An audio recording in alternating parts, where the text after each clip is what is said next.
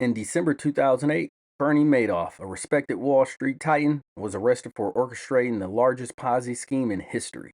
Over 17 years, Madoff defrauded thousands of investors, from Hollywood celebrities to retirement funds, stealing a staggering $65 billion.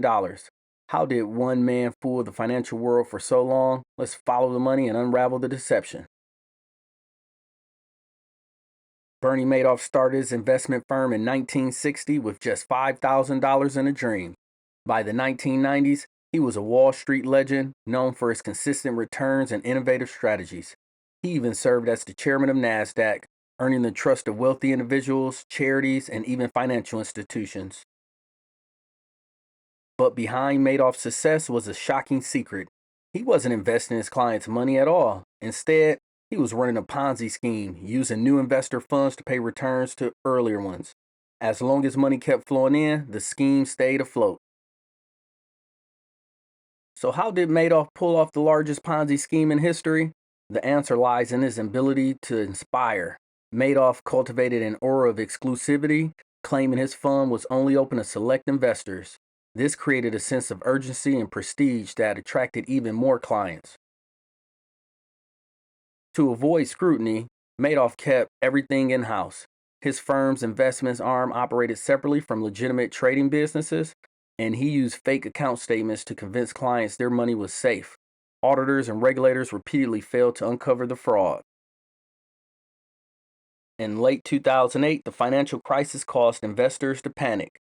Redemption requests poured in, and Madoff couldn't keep up.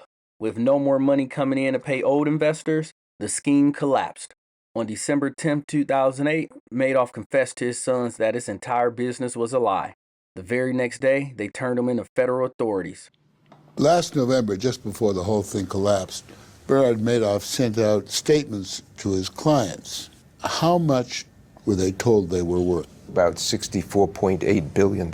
So the statements were total lies. Yes, absolutely. How much real money do you think went into the whole scheme? I'd say about 36 billion, and about 18 of it went out before the collapse, and 18 of it's just missing. And that $18 billion is what we're trying to get back. The numbers were staggering. Madoff had defrauded over 37,000 victims in 136 countries, with losses totaling $65 billion, including both principal investments and fictitious gains. The fallout devastated families, charities, and institutions alike. Let's follow the money. Madoff used his clients' investments to fund lavish personal expenses, multiple mansions, yachts, and a lifestyle befitting a financial kingpin. Meanwhile, the rest of the funds were cycled back to earlier investors to maintain the illusion of legitimacy. The fraud could have been uncovered years earlier. Whistleblower Harry Markopoulos repeatedly warned the SEC that Madoff's returns were mathematically impossible, but his warnings were ignored, allowing the scheme to grow to unimaginable proportions.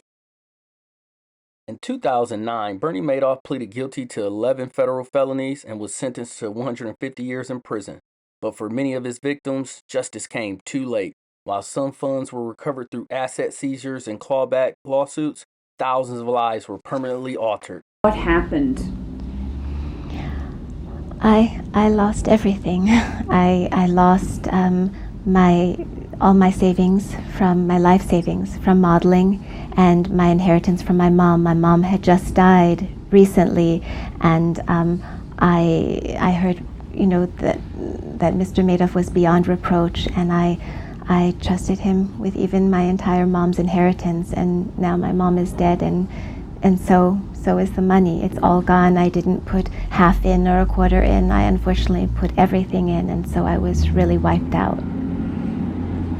Let's wait for this big truck noise. You put your money in, when did you do it? I put it in as late as November 4th. And so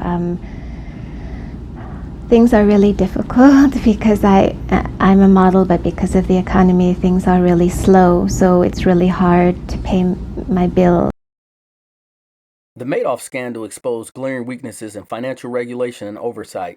It also served as a grim reminder that when something seems too good to be true, it often is. Bernie Madoff's story is more than just a cautionary tale about greed. It's a lesson in the dangers of blind trust. It reminds us to question even the most prestigious names in finance and to look beyond the surface of guaranteed returns. Thanks for watching this deep dive into the Bernie Madoff scandal. What do you think? Are the financial systems in place today enough to prevent another Ponzi scheme of this magnitude? Let us know your thoughts in the comments below, and don't forget to subscribe for more stories as we continue to follow the money.